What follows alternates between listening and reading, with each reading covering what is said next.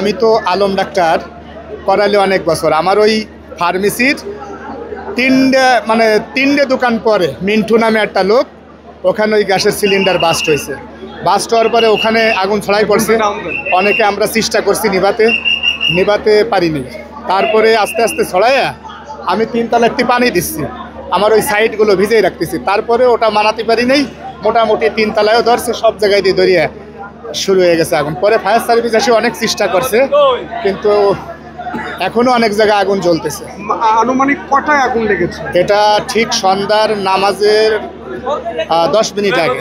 10 minute আগে? হ্যাঁ, আজান দেওয়ার 7 মিনিট আগে। কি পরিমাণ ক্ষয়ক্ষতি হবে আসলে কোনো ধারণা করতে পারছেন কিনা এই মুহূর্তে? এটা আগুন তো এখনো অনেক জায়গায় নেভে নাই, জ্বলতেছে পড়তেছে। পাবলিক কিছু কিছু ঘর বাড়ি ভেঙে ভেঙে পানি দিয়ে দিয়ে যদ্দূর নিয়ন্ত্রণে আনার জন্য চেষ্টা করতেছে। আনুমানিক কটা ঘর পুড়েছে এখানে তা তো 2000 ঘর তো পড়বে মিনিমাম, কমপক্ষে। আরো বেশি হতে পারে।